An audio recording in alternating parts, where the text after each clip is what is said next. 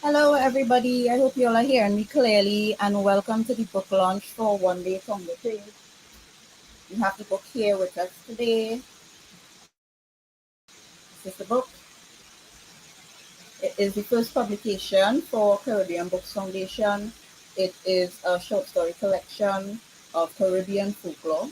Right now, you see, it is Caribbean Folklore Month, something that Caribbean Books Foundation has been doing for the past maybe 3 or 4 years.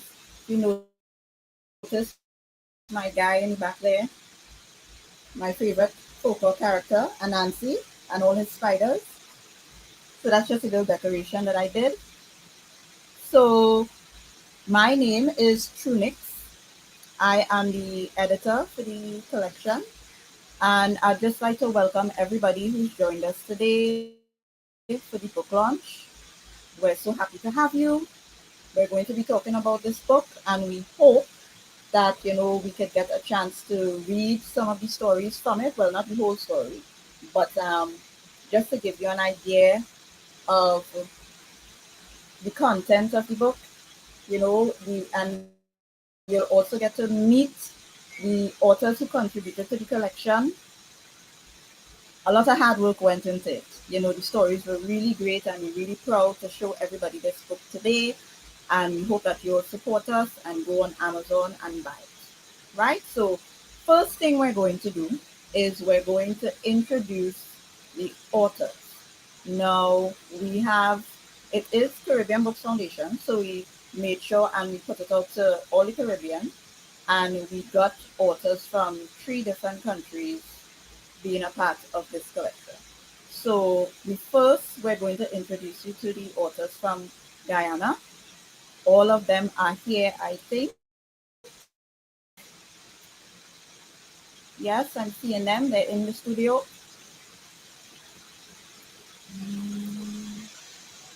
So they're going to do their introductions.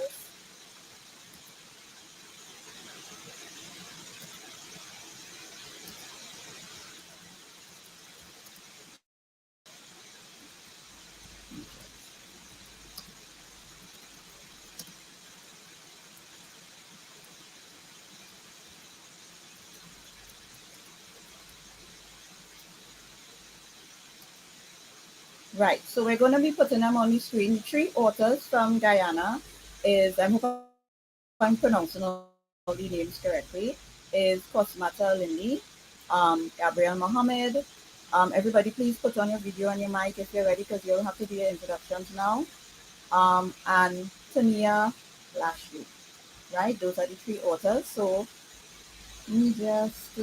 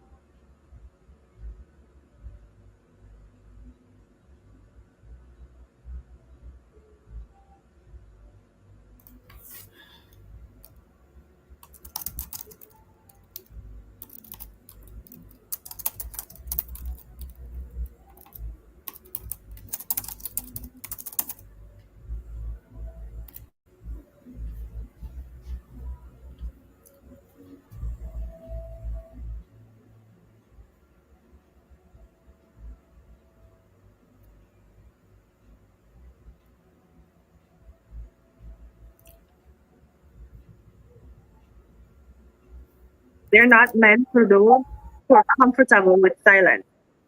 Nah, we don't walk in the shadows no more. Through the magical realism of this beautiful land and the folklore of our ancestors left behind, I craft stories that break us from the chains of the Caribbean's original sin, that colonial legacy that we've inherited. When you dive into my stories, you don't just read, you breathe in the voice of the Red Mother herself. She'll pull you deep into the heart of Guyana, fill you with the courage of those who walked before us. And when you come up for air, dragon readers, it'll be an air that's free and full of life. So join me as we reclaim, rebuild, and rise with that fire of our ancestors right here in the heart of the Guyana landscape. Thank you.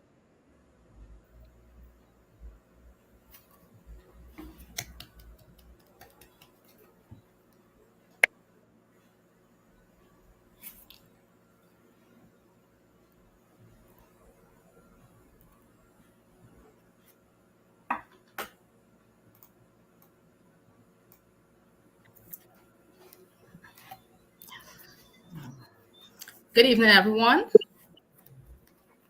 I am Cosma Talindi. I am a Guyanese artist and writer, and my short story, Dark Flows the River, is one of the seven stories featured in this collection. Just to give a little bit of background on my sources of inspiration, I live in Berbice, which of the three counties in Guyana is known as the Ancient County. I think this name is apt because this area, this Berbice region, is a region that I think of as steeped in folklore, in legend. I'd say the old magics. They're all here in Berbice. I grew up in the Berbice River, and I grew up listening to all these fantastic stories about the Massacurman, the Old Haig, the Moon Gazer, and of course the Pankup that features in my own story. I think I also need to add that the Berbice River was a setting for Edgar Metalhals's well-known supernatural horror story, My Bones and My Flute. Um, just a little bit on my writing journey. I've been writing for about 16 years now, but it's really only within the last few years, I would say from 2019 when I had my first short story published locally, that my writing started to gain some kind of traction. Um, Last year, I was among five Caribbean writers who were shortlisted for the Commonwealth Short Story Prize. Um, I didn't win. That the original and the overall winner was the amazing Kwame McPherson, the Jamaican writer. But on a personal level, I think the shortlisting boosted my writing. It boosted my confidence in my writing. It made me take it more seriously to realize that what I was doing had some potential. Um, in addition to being published locally, I was also published internationally on some online literary magazines. But this is going to be the first time I'm going to actually be seeing my work in a physical collection of short stories, and that is absolutely thrilling for me. I must thank the Caribbean Books Foundation for making this possible. It will be the first time I'll be able to have my work in a book that I'll be able to hold in my hand, put on my shelf, and for me that's it's a significant step in my writing journey. It's like a milestone. I mean, it is a milestone for me. So I am very happy to be here this afternoon. I'm happy to be sharing the stage with all of you wonderful people. I'm looking forward to the discussions, to the exchange of ideas, and the overall gaffing, like we say. Thank you.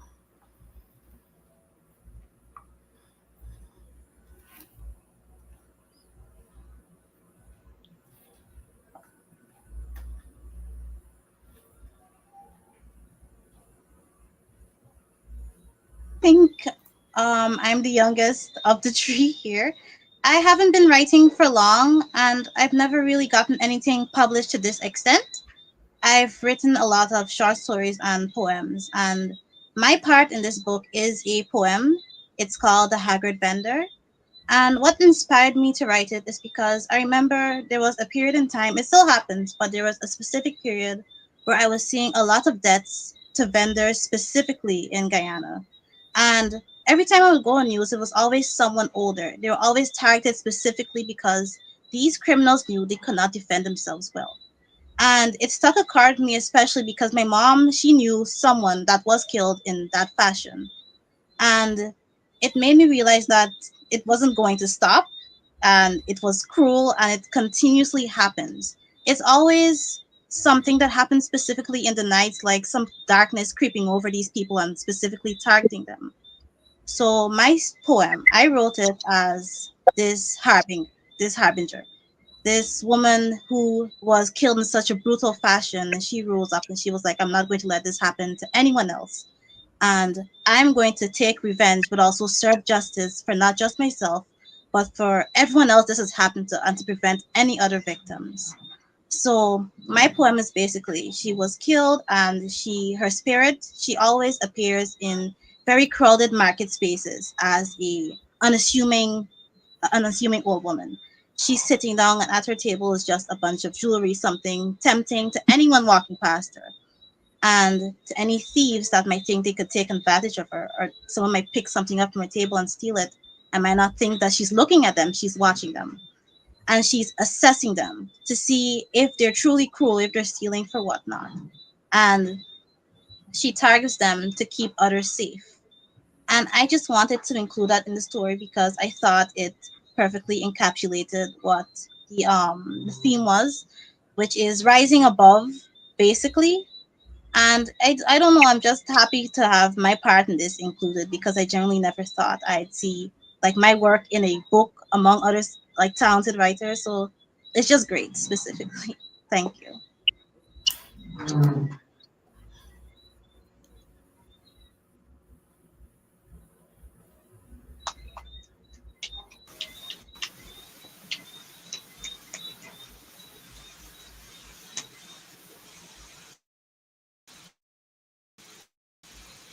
Yeah, it's good to hear from all the authors from Guyana. So that's Cosmata Lindy, Tania Lashley, and Gabriel Mohammed. Now we're going to move on to the authors from Trinidad and Tobago who are part of the collection. That would be Ryan Gavin and Marsha Gomes-Mc Kie, who has like a hidden story at the end of the collection, a little unexpected story, you know. So they're just going to talk about, give their little introductions, the same way that the Guyanese authors did. And then we'll come back to the rest of the show.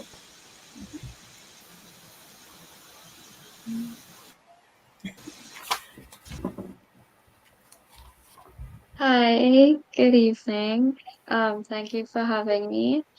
So, I was really excited about this collection after participating in Miss Marsha Gomes' a workshop at our library last year. That's where I would have learned a lot about folklore writing and as well as the importance of it because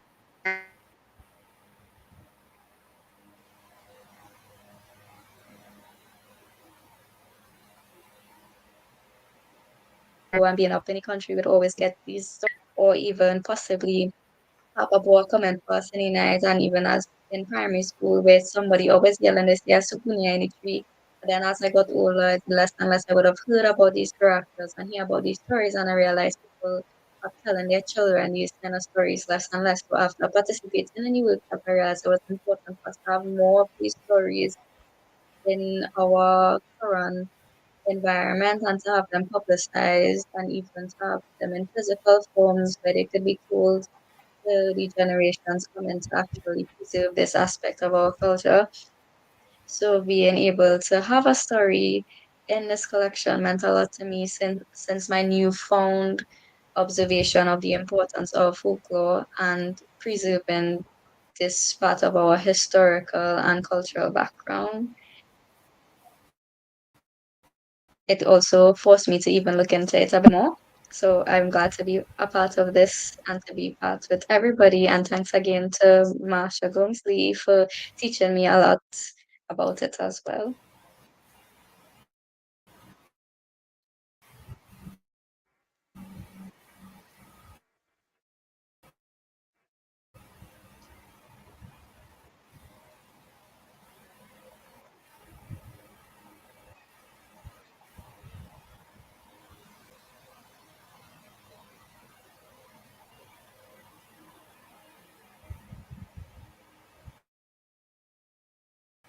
Hi everyone.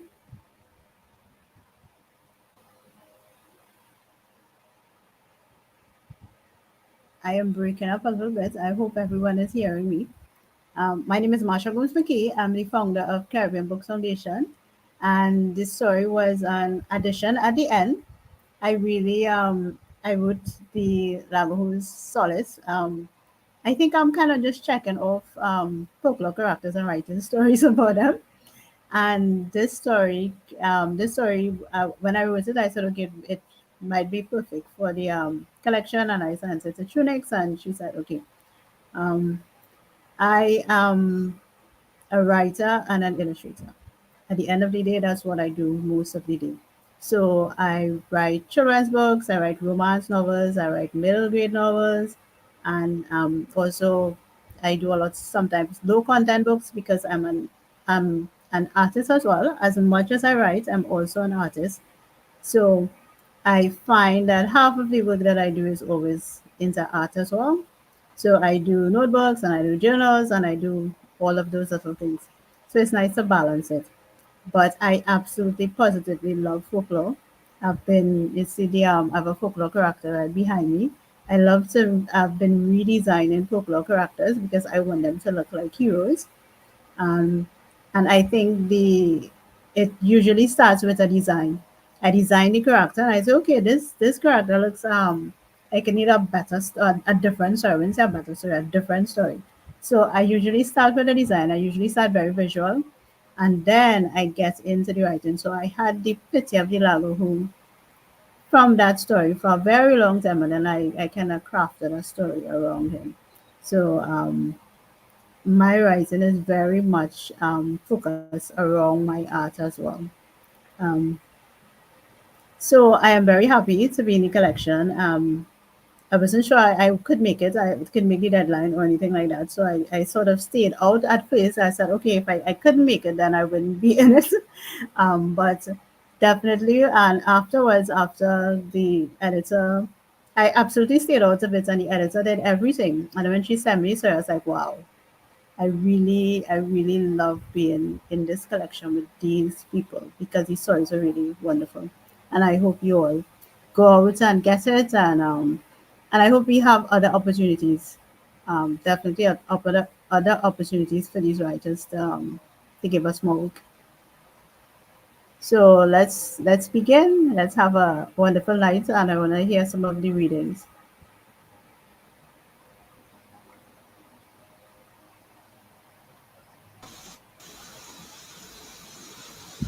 All right, so I'm going to be representing the one author from Trinidad and Tobago that is missing. She is an absolute rock star, in my opinion, because she is in her 70s and she's still writing. Right? I want to be her when I grow up. Right? We're talking about Miss Tyler Mahadio. Right? She unfortunately um, doesn't really didn't wasn't able to join us with the live today, but I think she's supposed to be watching it with the public, but she couldn't join us backstage. So I just told her that how I would read her bio for her so that you all know how she came to be writing. So Miss Tyler Mahadio, let me see if I could get her stuff loaded. Mm.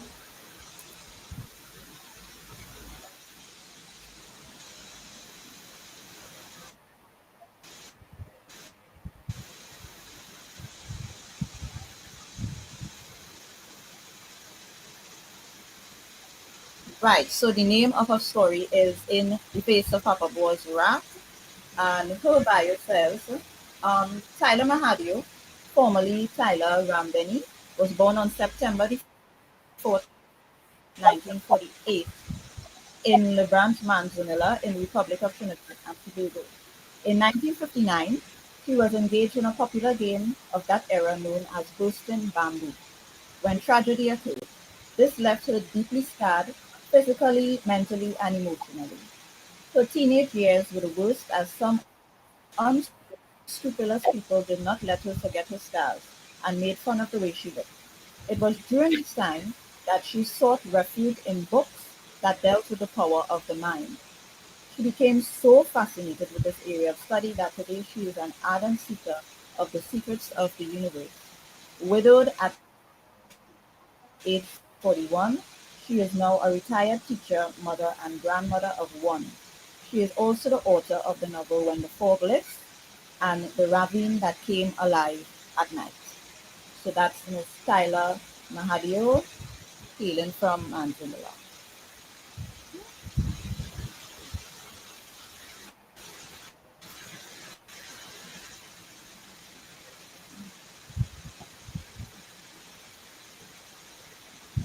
Let's all still be writing at 75 people, okay? Mm-hmm. Lovely. Right. So, okay, so next on our schedule, we're going to move on to, because I don't see that Latoya is here. So Latoya, which is the other author, she's from Jamaica. She had wanted to do her, let me see if I find it. Right. So I didn't realize that how she wouldn't be here on time.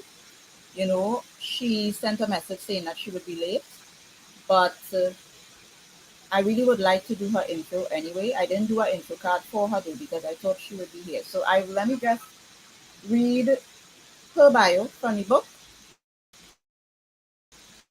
Let me make sure she's not here. Yeah, she's not here. All right. You know what? I'll wait and see. I'll wait and see if she comes online and then we'll see. So we want to move on to the discussion segment. Um, Mr. Wilmont Finster is not here. He's getting some trouble to log on. I'm trying to deal with that. I'm messaging him right now to see if we could sort that out. So what I would like to do is I would like to bring our other guest author on, and we'll see if we could make this a general discussion with the authors. How the discussion is going to go is that we're going to be like discussing certain questions about folklore, and in the chat, if you would like to get in on the discussion, I will just put you on screen and you could, give your 2 cents on it. Right? But it was supposed to be me, Tricia, and Wilmont Saint Sir, W. Saint Sir. People will know him as W. Saint Sir. He is the author, an author from Barbados, the author of Fields of Death and The Vault. Right? I've read both those books. And then the other author who's joining us is from Trinidad and Tobago, Miss Tricia Chin. I did not read Tabanca and Other Stories. I read one of her less popular books, For the Dead, and I must say it had me at hello. I don't know why that book isn't more popular, right? But I'm going to put her on screen and she's going to introduce herself. She's going to tell you all about herself, and then we're going to start the discussion. And as I say, the other authors, if you all would like to, chime in into this discussion at any point in time, just say so in the chat, and I'll put you on your screen. Right? So we're going to have Miss Tricia Chin joining us. Is that a Hello, good spider on your hat? evening. It's a hat. It's a hat. Let me see if I can fix it. I don't know It if I looks. fixed it properly. Oh, Really? It shouldn't be this way. I decided, since you're doing your book launch, I wanted to be a little festive, so I put on a hat I had. Yes. yeah. So thank you for inviting me, of course, Caribbean Books Foundation, and congratulations to you on the publication of this anthology, and congratulations to all of the authors here. I was able to catch some of you all, some of what you said. Some of you, unfortunately, I was a little bit in and out, so I may have missed some parts of what you all said. But of course, myself and Mr. Sincere we would have split the collection so that we would have been able to, cover together more ground. So I would have covered the first half and he would have covered the second half. I mean, a little unconventional, but time was against us, unfortunately. However, I did enjoy the first few stories that I read, and I'd just like to say that I do recognize some of the names. I do recognize, well, of course, I follow Caribbean Books Foundation on Instagram. I do recognize Miss Marsha Gomes-Mc Kie. I think I definitely have seen you on Instagram, and I think I follow you there. And Tyler Mahadeo, of course, I do know her from maybe Instagram as well. And Rian, I think you are confused, Ree. I think I met you last year. So it is really awesome to be able to interact with everyone at this level. And of course, my sincere congratulations to everyone on accomplishing this and putting yourself out there. It is, of course, a very it's a very brave step to take to one start writing, and then a second brave step to continue, a third brave step to finish, and of course a fourth brave step to publish. So you've taken 4 steps, at least 4 steps. I mean, it's easy to just condense it into 4 steps, but the journey that you all would have taken to get here, I can't even begin to imagine. Of course, we all have our own journeys. Okay, so sorry to take up so much time. I'll go over to the founder, Caribbean Books Foundation. Sorry.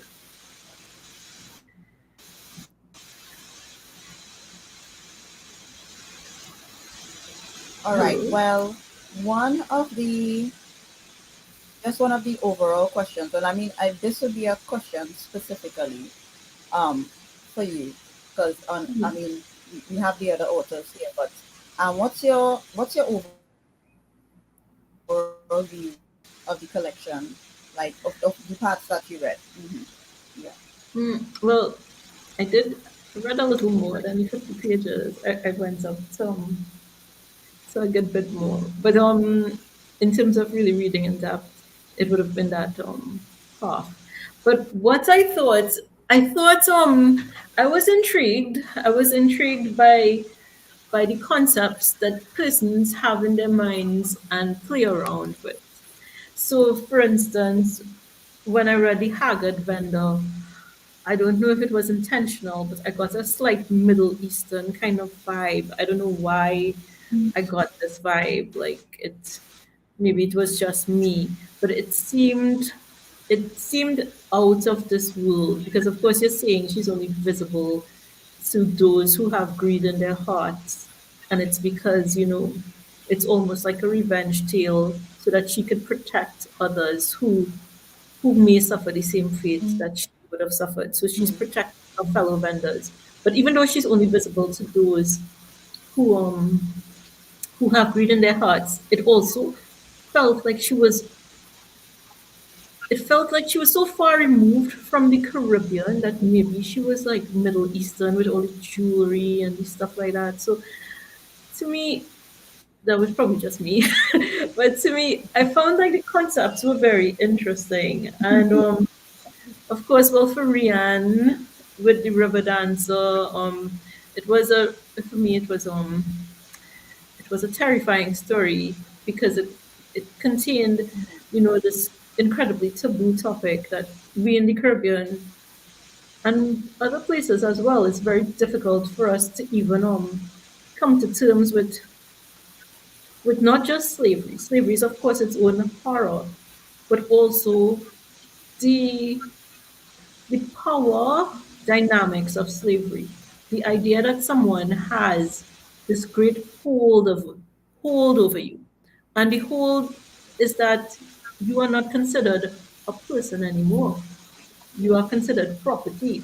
So those normal relationships of father, brother, sister, those relationships were erased. And it kind of brings to the fore how clear it may have been for them back then that this is not a relationship. This is not someone I'm related to. This is someone I own. So while we all know about slavery, we know our roots and things like that, we always see, and I am guilty of this. I tend to view things with sympathy. I view people and events and things with sympathy, but that sympathy may just be uh what is it, a gloss on something that is so ugly it is incapable of us really understanding it. So I thought that was really so. These stories, I find they were really thought provoking in terms of what they brought to the reader. So it's not just you reading things that you know. So I do know we have violence in the Caribbean. I do know we had slavery in the Caribbean. But did I think about it like this? No, I did not. And you do bring new and good concepts to persons that will pick up this collection and read. Duppy Tree, well, I must say the idea of duppies, like I find duppies are more Jamaican and Guyanese, like this concept of an evil twin or like a twin, any sort of twin link and mystical twins. Because in Trinidad we don't think about twins, like I don't know if it is that is it that we don't think about twins or is it just me thinking about twins? Like I don't think we have this concept of an evil twin. And I've read another Guyanese author. I think it's Carter. I can't remember. I don't have his name right now, but he was teaching in Barbados for a time, and my friend recommended his book. And he had a similar-ish, not similar, but it was a story about twins. And the twins were so interconnected, and one lived and one died, and it is a terrible thing thinking about this relationship as well, the next relationship, something so human, a relationship, but also the consequences of one twin's choice. You know, it is something. What would we do if our brother or sister did something like went on the wrong path? Would we try to help them even in the afterlife? I don't know. I think I might leave my brother. I might be like, suffer your consequences, partner. I mean, today's his birthday, but I would not, of course, abandon him. But it is very difficult to understand this concept of interconnectedness. But it is something that I think is brought clear in the story, the Duffy Tree. It was something I would not personally think of in my life, but I mean, you do think about that tie, that pull, familial pull. And of course, well, the last story I read, properly read, was on Tyler Mahadeo's. And I know you said you didn't read my Tabanca and Other Stories, but my Papa Bois is a nice Papa Bois. He's pretty cool, he's relaxing, he's like taking care of people, having a little cry now and then, But this Papa Bois was like, none of this. No, like vengeance is mine, saith the Lord. No, that is not the Papa Bois. This Papa Bois sliced and diced a couple of people, pretty gangster. I thought it was a young gentleman writing the story, and then of course, when I came to the end, I was like, oh no, okay. So I feel like I admit that as well. What of my life when I went to when I went to Google the authors and see and everything, because I remember when I first read that story, I put initial notes for each story that I wrote as the editor, my first take on it, and my first notes for that story was just wow. Yeah. And then to go and Google the author to find out that it is this elderly lady, I was like, Tyler, well, you have now I understand why, because you have so much experience that you put into it, right? Yeah, So I'm seeing Wilmot, he's online, but he's not visible. Are you hearing us, sir? he came online and then Oh, he look, I'm seeing him disappeared. now. Yeah. How are you? Good night. I'm not hearing you. Your audio is on. Yes, it is. I'm hearing him. Okay, yeah. Now Can I'm you hear hearing you. me? Now I'm hearing Can you. you hear me now? Yeah. Okay. Right. So we started the discussion. Trisha was telling me about the stories that she wrote. But first, I just want you to introduce yourself. I'm just gonna disappear off screen for a minute because I need to do something. But while I'll be back by the time you finish, introduce yourself, right? Yeah, okay. Okay. Good night to everyone, and So thank you for having me. I'm here in Barbados, and I'm author Wilmot Sincere, and I'm a cultural practitioner here in Barbados, and award-winning writer. And my second novel is based on uh, folklore in Barbados, but it is entwined into story of slavery and colonization and so on. And I'm quite interested in things like supernatural. So it's written a novel as well. I hope you hear me properly. Can you hear me, please? Yeah, so I'm quite interested in the supernatural, and is incorporated into that novel. And it's a pleasure to be here and to be invited to such a show like this, because we in Barbados, I mean, we study a lot of folklore, but not to the extent that I believe that we should do. And seeing that the Europeans and the Americans and so on have their tales of ghosts and vampires, etc. I think that the Caribbean folklore is unique, and I think it should be seen more realistic, and it should be pushed. We all have a wonderful program of folklore there in Trinidad and across the Pacific. Mind you that my mother, may she rest in peace, she was Guyanese, and I'm seeing a lot of the words within the short stories and a lot of places, like a lot of rivers and so on that is mentioned in here that I'm familiar with from a little boy. And my mom always used to tell me these stories. I guess that a lot of Caribbean people have been taught these stories by their parents and so on. It was amazing in that heard of these stories and you know what the stories are about before. So it's like they're actually they're not really telling us that probably considered like great stories from the world that in the south. Yeah, that yeah. I'm pretty happy to know. your audio is breaking up. Yeah, if you could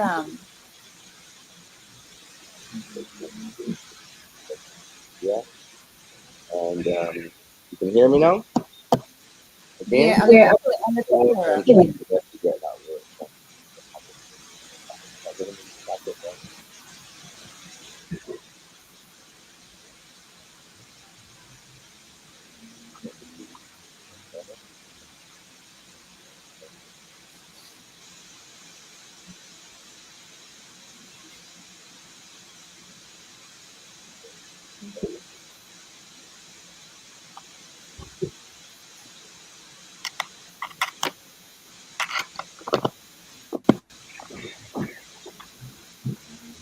Can you hear me? Can Well, you hear me? yeah. Yeah, No. yeah, Yeah. hearing much clearer now. Yeah. I'm trying to get your volume now.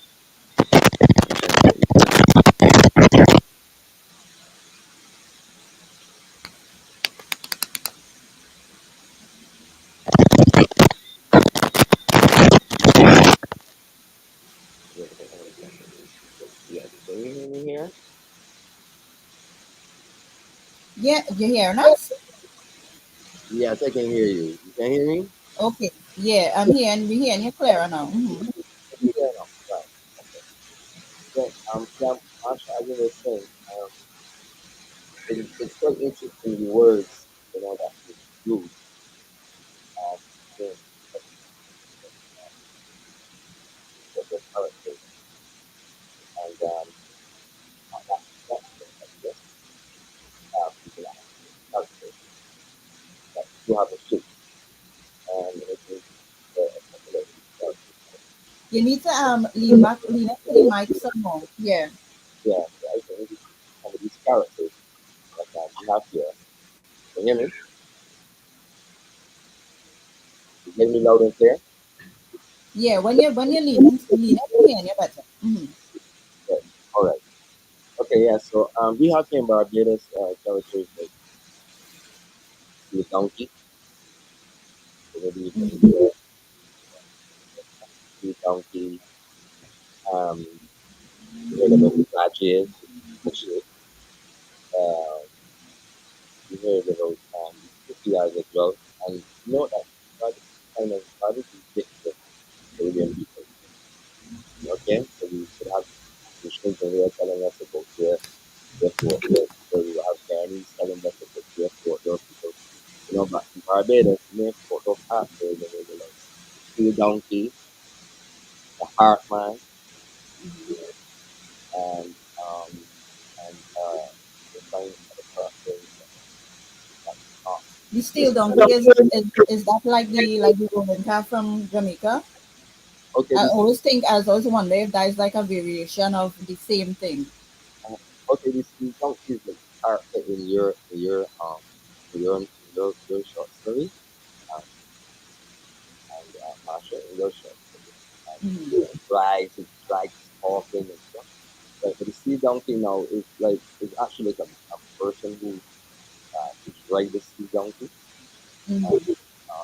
somebody public just comes to the street by itself and it makes this noise. You can hear the hooves and you can hear people shut the windows up and they don't want the donkey back but it's scared.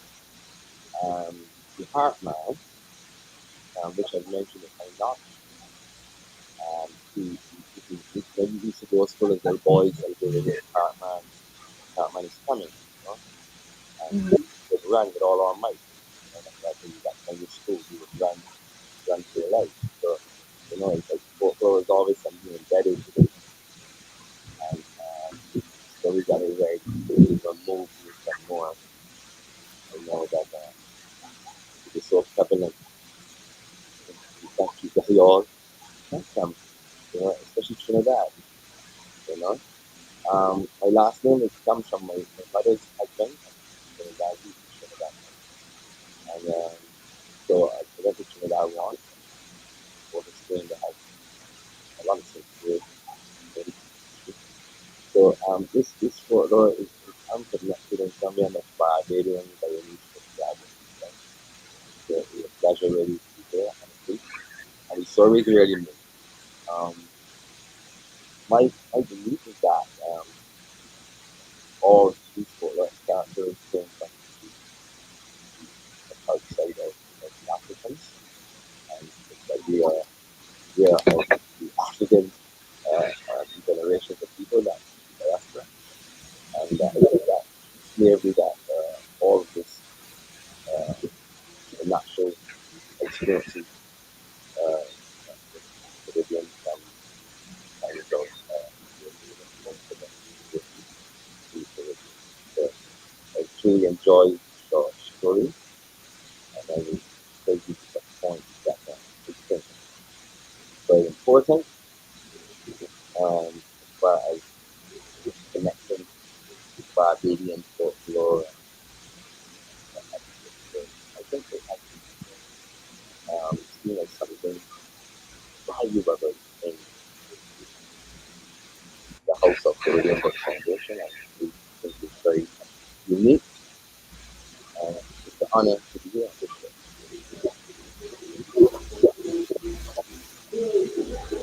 Okay. So was there a story that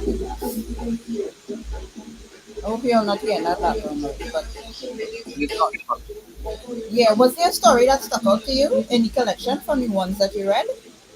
Well, all through the stories, um, all through, because they vary in a sense. The only two that is really similar to each other in a way is the one that the one that really stuck with me, not really stuck with me, but two ones that close together, that are actually close in some way, is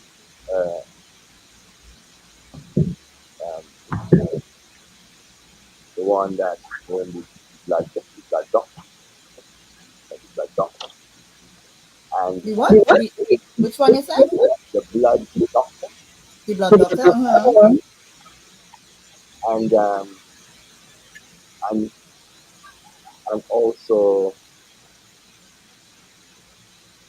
the other one is the doctor. Yours, Marsha, is the Labohu Soles. Solace. Uh-huh. Yeah, that was also marvelous. So I think that story had a more of a story that I wasn't looking for. So, then it went on to talk about creating property and so on. And it had a kind of natural, like, um, kind of real, some kind of rare also. Not that the others wasn't like that, but the characters, everyone's on my sort of kind of magic, a natural Caribbean romance. Something that we go through a lot within the Caribbean, like when it comes to land and property and stuff like that. And that story is very interesting, and it draws you to the story even more now. As far as content for folklore, within it, I have to mention this whenever we get other stories that have to share with us. Regarding folklore, I think that the similarity to the Lagahoo and being a werewolf, a kind of werewolf kind of character, Mm-hmm. it touches on again, folklore in some sense kind of international because it's similar to the werewolves. Those are werewolves that we believe in present that exist in America. But then the really closest thing that is the character that is a werewolf. So we're looking for that. It's kind of surprising. The larger bless, some of these words that we're using, again, larger bless. Jumbies is a word we use in Barbados. Jumbies, Mm-hmm. yeah, especially. The larger bless, you heard of it. Larger bless, you heard about that also in Barbados. I think that we got the larger bless from Guyanese and Trinidadian elements like that. Because the Mm-hmm. boy, Yeah. and understood by the law, Guyanese friends and Trinidadian friends and so on, and boy. So they need to hear about these stories. And so that's what made the Lagoon story and the carrying of the story it's very fast paced in some sense if you don't realize it. And it's great to have read so quickly, although the pages are so long. Um, and the other two uh, short stories that I read, The Black Doctor, I realized that some of the characters, it's quite weird. Some of the characters are like more redemption characters, more characters that looking to more characters that are more looking for justice and revenge people that are quite unfortunate, right? And the Black Doctor, he was what we call her like probably a doctor or a witch. A witch is used regularly in Barbados, Mm-hmm. and we probably live in England or whatever that we use the word witch, but he would call a person like that a witch, you know. And it was very interesting to know that the statue instead of being portrayed as a particular evil person, they were actually portrayed as a person that can help you. You have a problem or a mistake, that vengeance out to you. And that really touches on this side of folklore, looking at especially that itself. So again, by ability to see majority of the folklore characters as evil. Do you understand? You will see the majority of the folklore characters as being evil. Um, then the author, Jabir Muhammad, I must, uh, I must compliment her on, in some way, how she tries to bring a more modern aspect to her mentioning, like, really putting the curse as like a virus. So, that, that had to depend on this virus, she had in a black hole, and then she kind of brought it on the dark skin, her husband. quite interesting.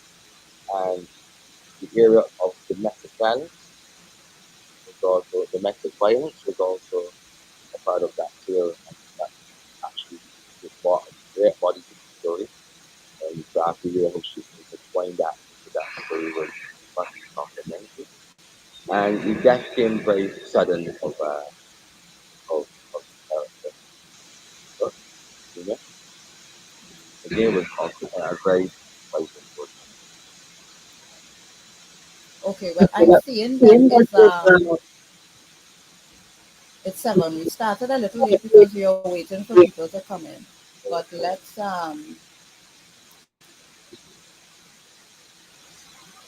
right. Well, this is more of a discussion question for everyone. Let me just pull this up here. Did I put this on the banner? No, that's too long. All right. So one of the reasons why um, Caribbean Books Foundation started Caribbean Folklore Month, if you didn't know, October is Caribbean Folklore Month. Now you know. Was because we felt folk tales they weren't being passed on the way they were when we were younger, when we were small and we had like grannies and uncles and aunties and you know teachers even who would tell us about the folk tales. Um, and not just the younger generation doesn't know much about it, but people who are like in their 20s and 30s as well, they don't know much about folklore and the traditional folk tales, and personally, I also felt as if some of the characters were being misrepresented in foreign media. So we just wanted to, I don't really want to say set the record straight, but pass on the knowledge of traditionally our traditional folk tales and folklore. And as we saw with the collection, a lot of the authors they translated it in their own way, which is fine, you know. Um, so we were trying to educate people and point them to the books by Caribbean authors that featured Caribbean folklore. So I guess the question that I want to ask you all and any of the other authors is, what's your experience with how people perceive folklore to be relevant to this new age? Maybe while promoting your books or while having discussions with people. Mhm.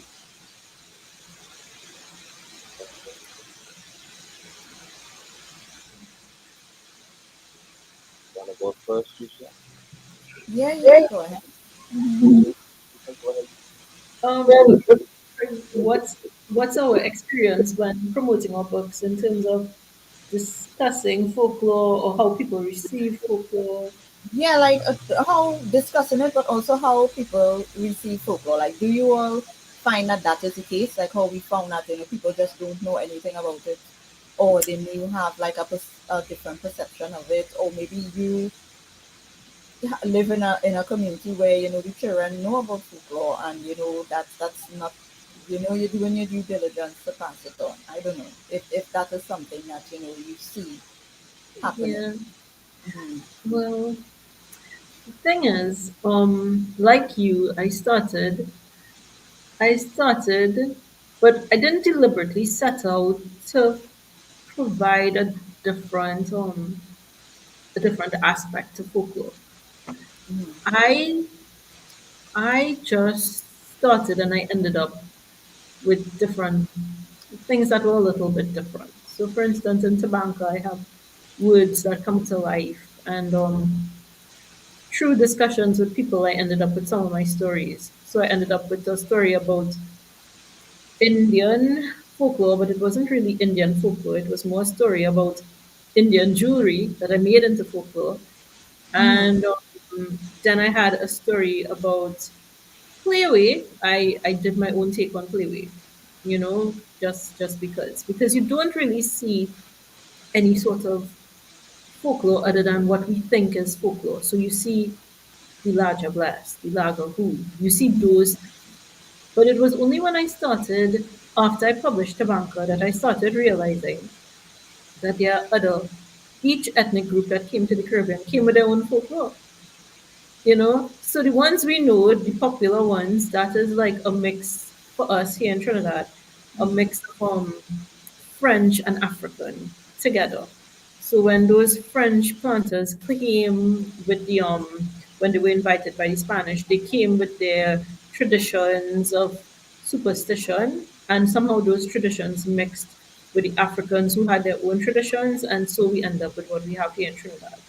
But what we have here in Trinidad, I discovered, wasn't just that. There's Indian folklore as well.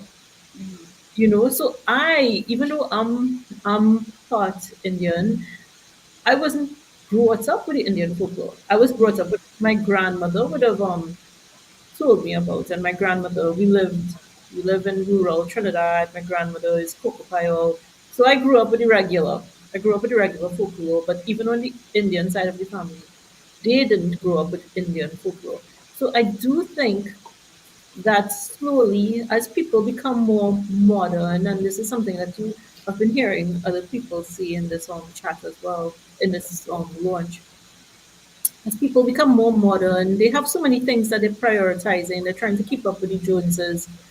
You know, you kind of brush aside the folklore. The same way you brush aside the traditional sweets, Yeah. traditional snacks, the cocoa bowl that everyone ran away from to drink Milo and quick. Now everybody going back to the cocoa bowl, right? So I think it's kind of like it's something you just like. I want something new. I have money. I have access to these foreign things. I want to try things. I want to be different. Maybe I want to be a vampire for Halloween. I want to forget about All Saints and All Souls. You know, and those things are fine. It's good to be on your journey of discovery, but it's also good to have things that are there, a, a treasure trove of things that are there waiting in the event you choose to come to us. So if you choose to come to folklore, you have not just what I wrote, you have what everyone else has written. You have, if you want to read fiction, you could read the origin of the characters, you know, things like that. So I have found that people come and go in folklore. So like sometimes they buy it as a novelty gift, but is there really like a driving interest? Not not for a lot of people, no. But to give to someone abroad, maybe there's that. To give to your grandchildren, maybe there's that. And then unfortunately, sometimes you meet your grandchildren later on, and they're like, "Oh, I have your book," but they didn't read it, and you're there like, but you didn't tell me you have my book," you know. But yeah, that has been my experience. But I think it's really good that it is there waiting in the event that people come back to it, you know.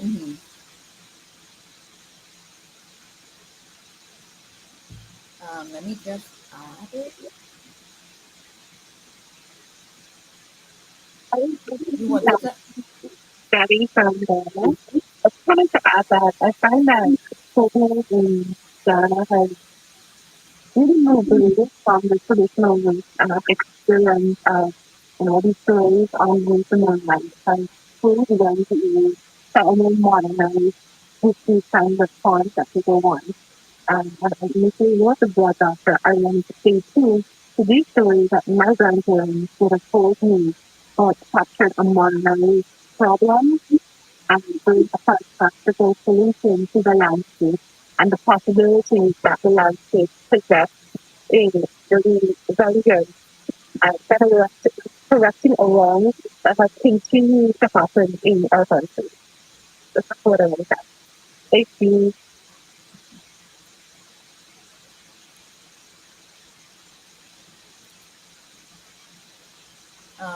Raymond, you had anything to add with that, or you? Okay. I can say that I was complimented for the writing of the book, and I think that going Barbados is something that can for example, if we were promoted for your in Barbados and had that amount of different areas of folklore in Barbados, I think it would be very, very popular. It's very, it would even go, I tell the street artists. There's one, two other authors that write about folklore here, but my concept of folklore is that it is mainly satiric, it's something that people would really make fun of, okay? But in my opinion, it's something very serious, folklore is very, very, and I think that the Caribbean, we in the Caribbean, should start begin to think about creating these things in and and and, and share all across the globe, because here we have some kids coming up and you hear about dark shadows and vampire stories and so on. And we know that in Romania and Bulgaria that African Dracula's bedroom is visit in Romania, they preserve and so on. And I think that despite a lot of characters being not see them in person, but there are stories that oral history about them that is very significant. And I try to go and watch that. I think a lot of people about this are aware of the persons I've never really highlighted it that serious. But that is why I think I highlight the main of Say it. that again, I didn't hear you. I think that it's more satiric than it's if somebody's doing something with folklore, they would make it a cartoon or make it into a story where there's it's kind of like fantasy and all that and so on. But I believe that if it had to go amongst the common people in there, but my book is tied to the common people in Barbados too. Like even that kind of less fortunate period, people were gang baby and all that. There is that thing. And I'm saying that it's according to who really takes it up and pushes.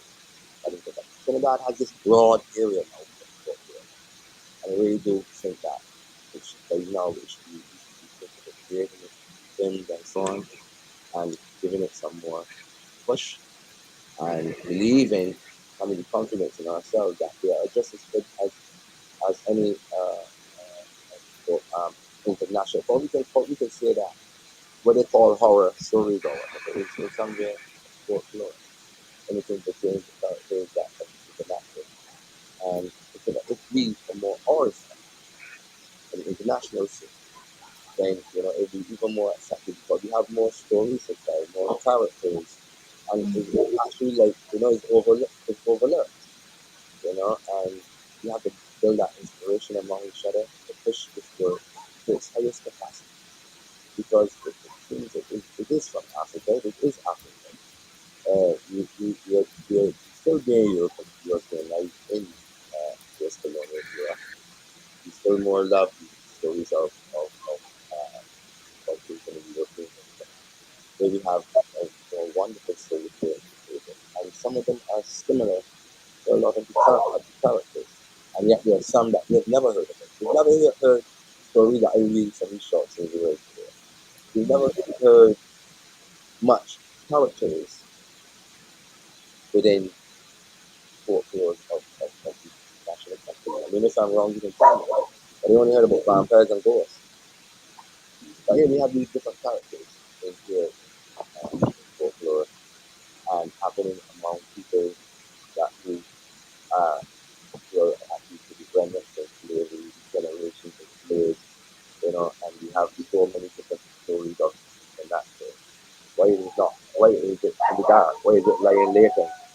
Was it later then? I really admire.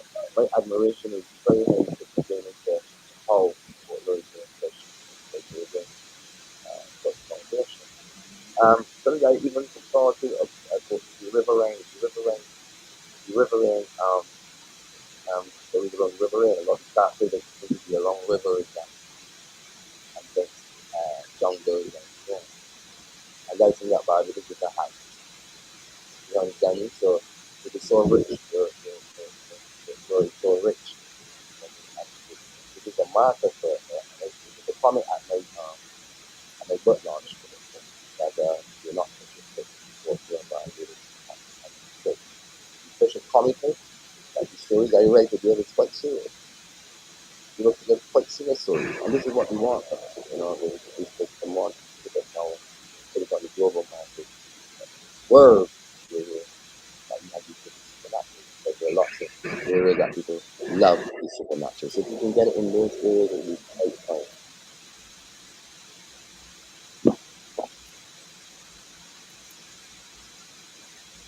Okay, so I think we're going to stop there with the discussion because it's already 7:15 and we want to get to the readings with the authors, right? So we thank you all so much for joining us today. You know, you all could stay to hear the readings or you all could just view it on live. But we'd like to thank Tricia Chin from Trinidad and Tobago and W. Sinsel from Barbados for discussing the book with us. And we're going to go to the first reading, which is Cosmata Lindy. She will be reading from her from her story, Dark Flows the River. Yes, so let me just put her on the screen. Oh, and I have to ask, let me see. Right, so before I put up the first person who's reading, if there's anybody in the chat who would like to win a digital copy of One Day Congotay, right? We have a question for you, and you have until, because we don't want you Googling it, that is cheating, even though we know you have no control over that, right? You have until Cosmata finishes reading her excerpt from her story to answer the question, and then we'll ask another question, right? If you don't know it, you can try again. So the question for the giveaway is, name a folklore character that is specific to a certain Caribbean country, because we know there are lots of characters that we share. Papa boys all over the place, from Trinidad up to Jamaica. But there are certain characters that are specific to Caribbean countries. So your answer must include the character and the country it's specific to, right? And we will take it away to Cosmato Lindy to read his story, Dark Flows the River.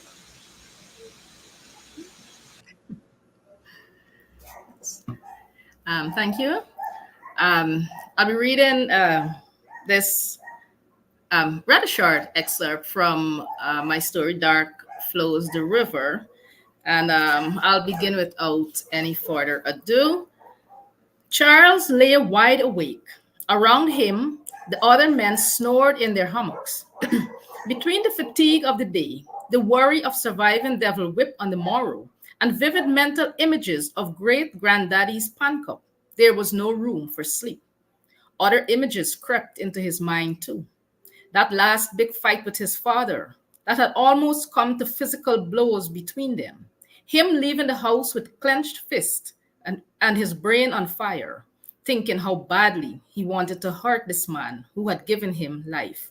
Then going to the hospital the next day to see that same man, body swathed in bandages and a tube helping him to breathe. Charles had felt a horror rising like a strangling wave inside him, knowing that he couldn't remain there any longer. Going into the bush had become an escape.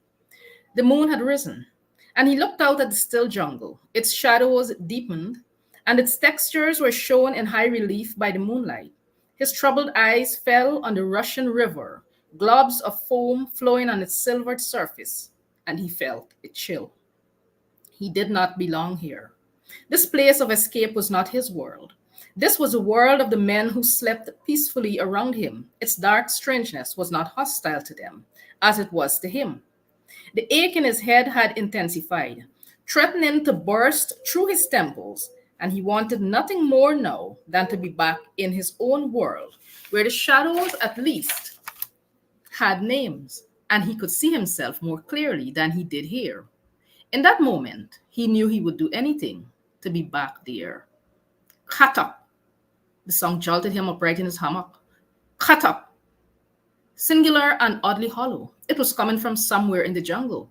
Charles strained his eyes and ears at the wall of trees around them. Cut up! Cut up! Charles whipped his head around. The sound was loud, and it was moving. Tumbling out of his hammock, he frantically shook the nearest sleeper. Whoa, what going on? Frankie mumbled. Listen, listen, man. Something's coming. What the hell? But Frankie froze as they both heard the sound approaching fast. Jesus Christ. Frankie jumped up and began shaking hammocks, yelling at everyone to wake up. A sudden rustling among the trees signaled that whatever was coming was very close now. The men raced out of the shelter in a panicked tumble. At the edge of the clearing, the trees parted as a monstrous figure emerged into the bright moonlight. It stood upright like a very tall man, with a funnel-shaped head that was almost level with the trees. Glowing eyes flamed red in a hideous face, and snarling lips bared white pointed teeth as it rushed across the space towards them. Filled with an unspeakable horror, the crew rushed towards the boat and began heaving it off the sandbar. We're not gonna make it, someone shouted. But with a final desperate heave, the boat slid off the sand as the men frantically threw themselves on board. The creature was wading out after them when Joshua yelled, Tony's back there! Everyone turned to look, as did the monster. On the bank, Tony was running down the clearing towards them. The creature lunged out of the water and snatched him up. In one violent movement, it snapped his spine and tossed him into its funnel head. And I will stop there. Anyone who wants to know how the story ends will have to purchase the book. Thank you.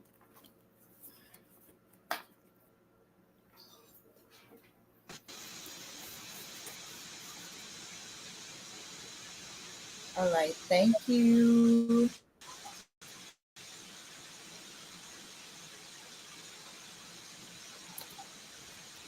All right, so let me just check the chat.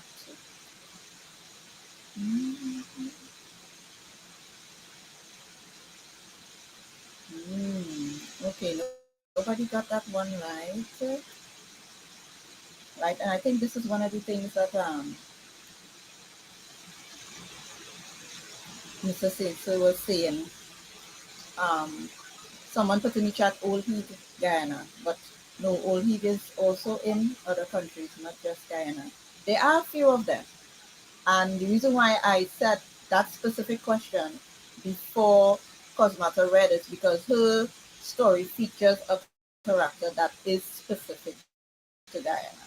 You won't really find it anywhere. But there are a few others. Right, so we're going to move on to, right. So Tyler's story comes next, which I will be reading from because she's not here. Her story is In the Face of Papa Boy's Wrath. Right?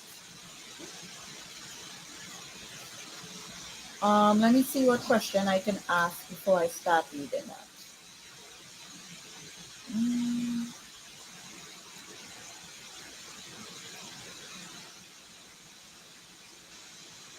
Okay. This might be an easier question. What three identifying items does the Lagaho carry? Right? We do have a story about the Lagaho in the book. You know, if you don't know, buy the book and you find out. But this story we're going to be reading about is Papa War. Right? So what three identifying items does the Lagaho carry?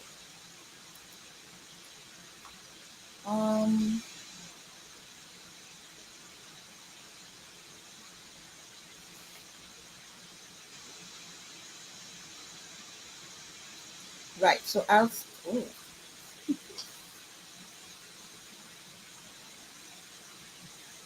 just start reading. I'm giving you all time to think about it here. Right? Think about that question.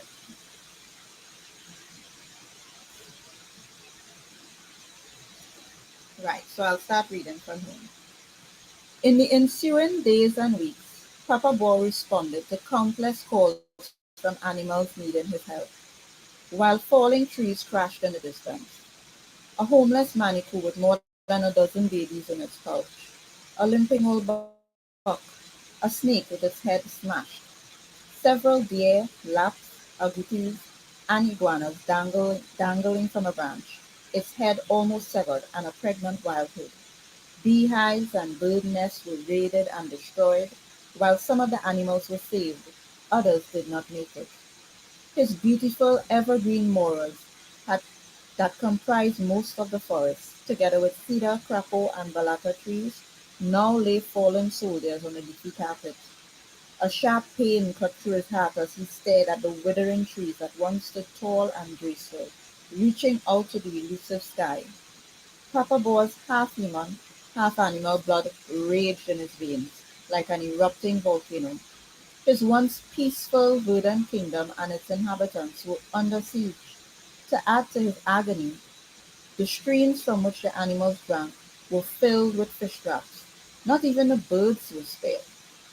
They too were being trapped in cages.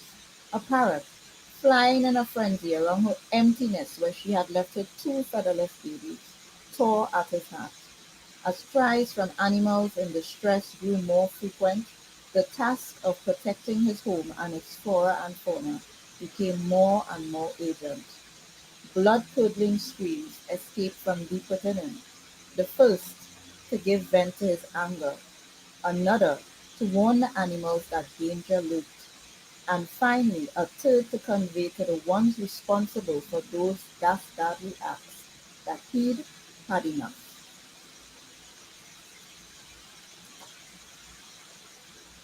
Right, so let's see. Okay, I thought that was an easy one. Nobody knows what the Lagaho carries. All right. Well, we will be moving on.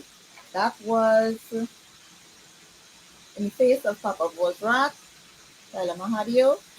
It is a wonderful, gripping story. Papa War, like you've never seen him before, or rather, how he was depicted, I believe, in the beginning when his legend first started. The real protector of the forest. So we're going to move on to Ryan Gavin. She's going to read from her story, um, The River Dancer.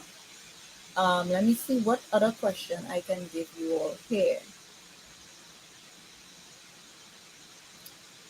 Some of these. Okay, this one is just. Ooh.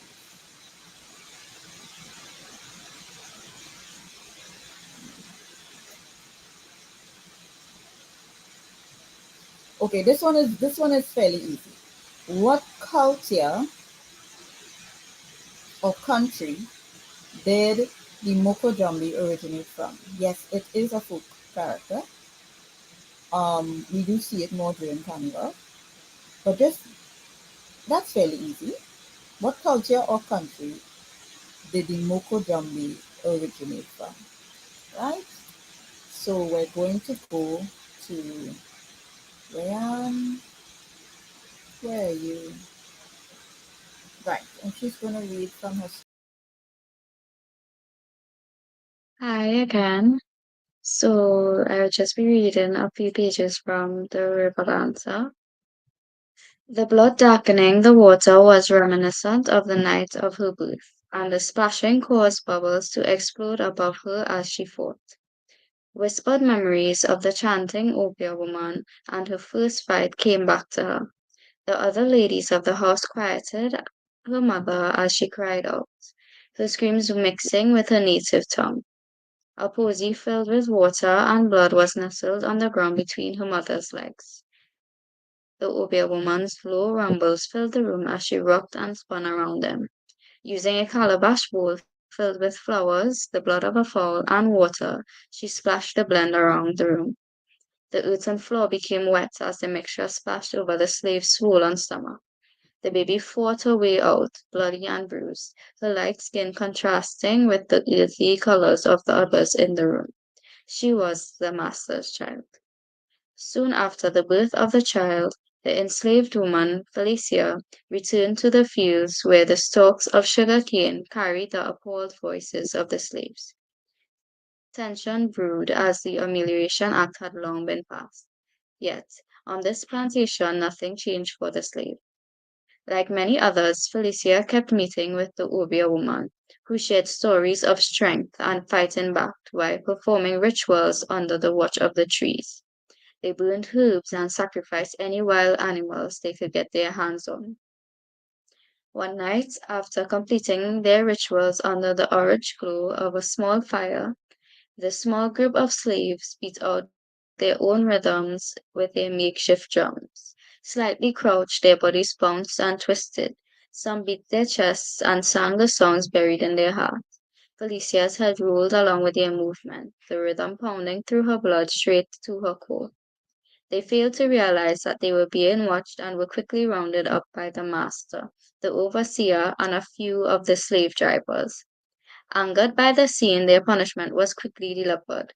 Where the men were whipped and relieved of their pinky toes, the women only received the former. Their blood soaked the very earth in which their feet had pounded that night. Still recovering from childbirth, Felicia's cries echoes, mangled by anger, pain, and the desire for freedom as she received her lashes. The master and his whip were the witnesses to the end of her life. So I will end there for reading about the story. I'll leave it up to you guys to get the book and read the rest. Okay, thank you.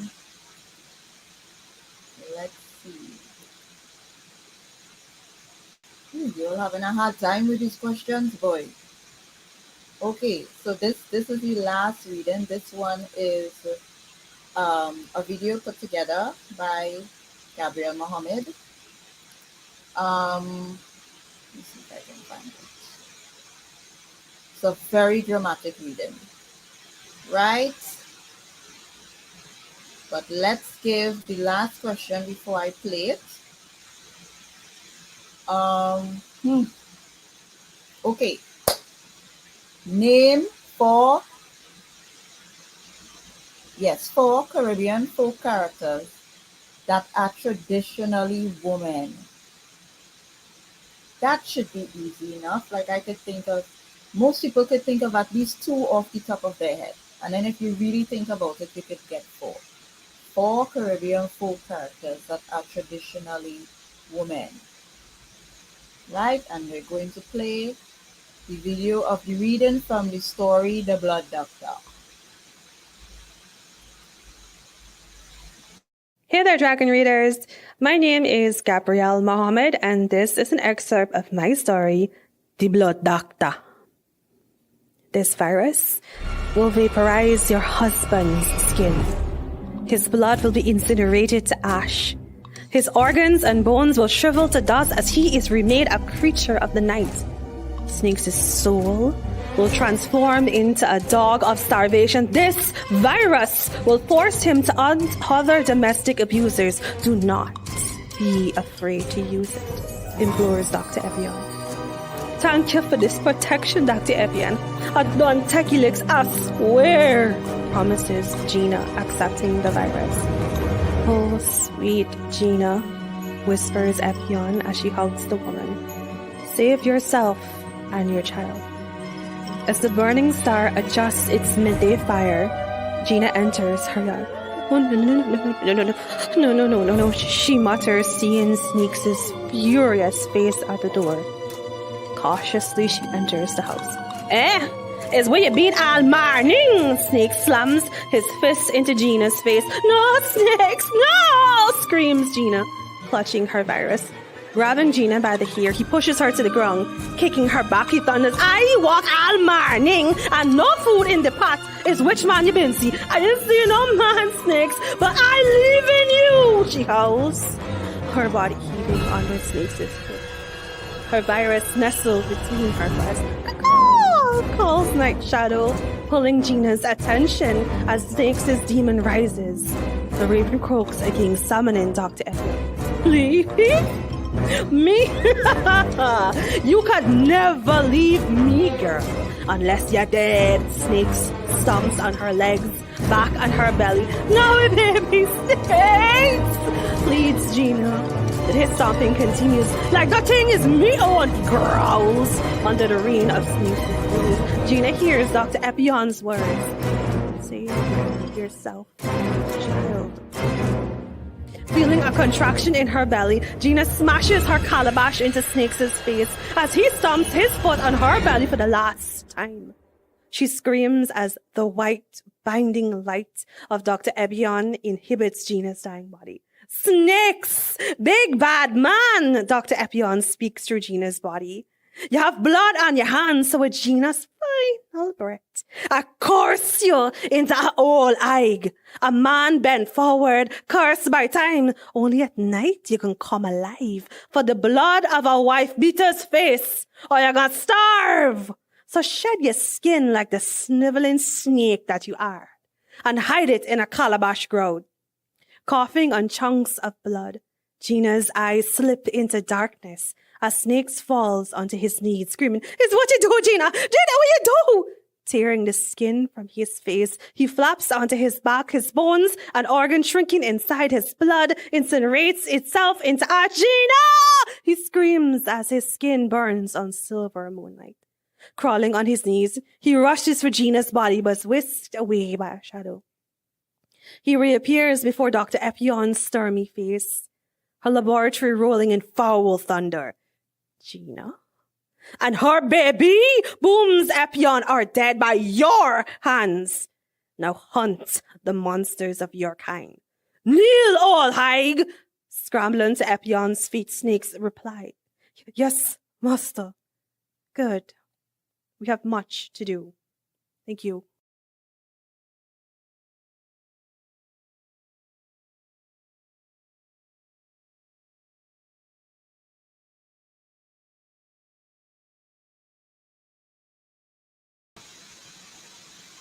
Right, so that was the last reading. So in case, let me check the chat. Let me see. Right, so this is one of the reasons why we need to keep this Caribbean Folklore Month going, to teach people more about folklore, you know. So hopefully next year when we have another live, we have a lot of people in the chat, you know.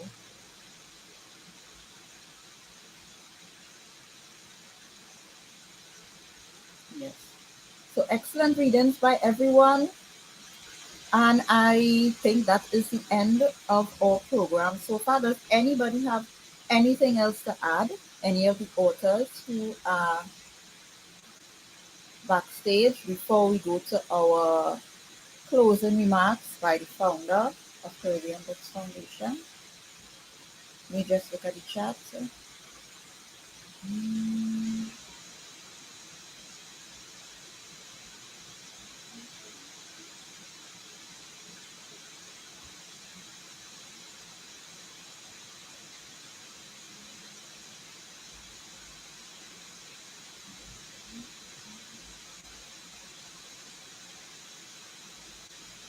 All right, so I will send it over to Ms. Marsha Gomes-Mc Kie, who will close us off.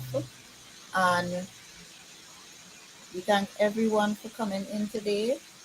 And I'm passing you over.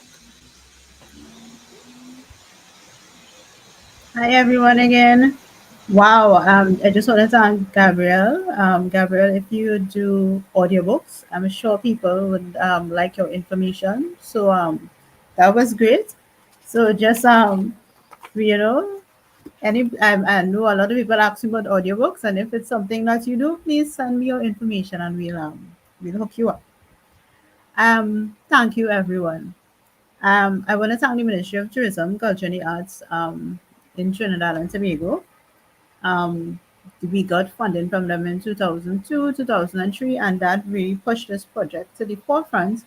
We were able to do a lot of things for Caribbean Folklore Month just to push it, and that was really helpful. That support helped us to go a little further than we were before. So definitely we want to thank them. We got funding from other people, but they really helped us push it.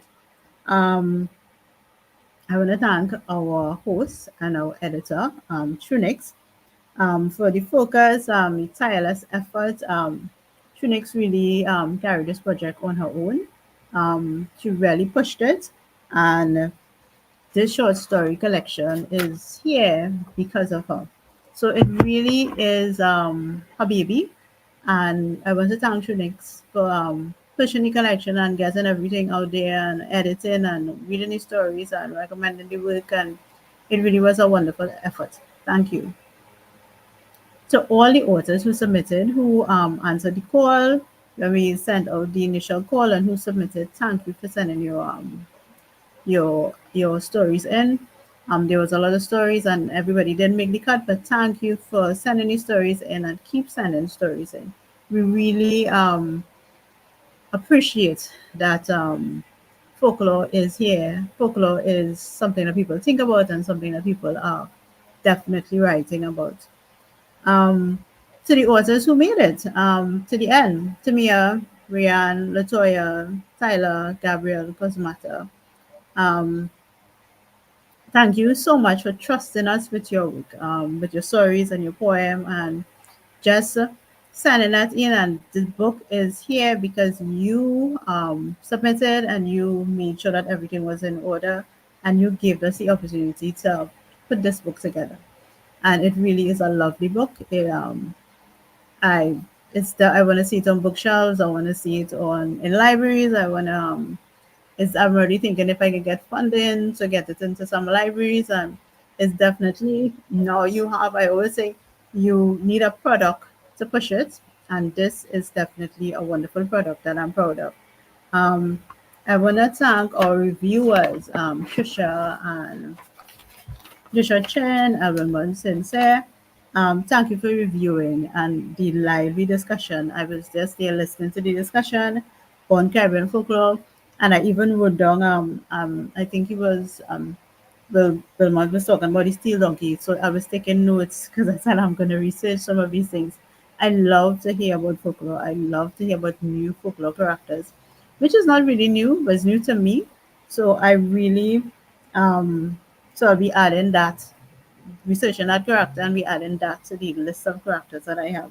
Um, I want to thank everybody who stayed on the live and who commented and who hopefully during the week we will do something else, and we would people will be able to win more books.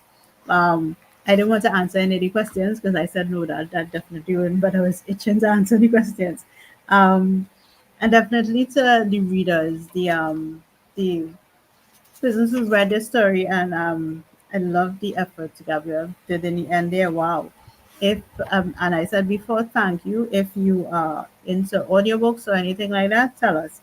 Um, the audience again, thank you for staying on with us, all the writers. Just keep writing.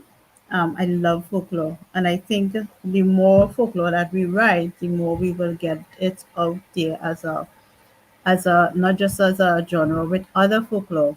We want to push it so that even though when you see Amazon, you're gonna have Caribbean folklore as a separate category and genre. I think that's the overall goal, so that when you look at folklore, they're gonna put it in different categories, and Caribbean folklore will be one of those categories. And we have to write more books on folklore. We have to get so much books out there that they will categorize it properly, and this effort is pushing towards that. So thank you, everyone. It's Jumbie Night. Be safe on Jumbie Night. Watch out for the spirits out there, and definitely this is a night to think about the jumbies, think about the duckies, and think about what's the next story you're going to write for next year, because we would love to launch more books during October. Yes, definitely. We'd love to launch more individual books during the month of October, and you can get onto us, and we will help you promote your books. So thank you so much for the night. We put you back to Trunix, if she's still here. Thank you, and until the next short story collection, we will be bringing out more books, and we'll be looking forward to your support. Have a good night wherever you are in the Caribbean.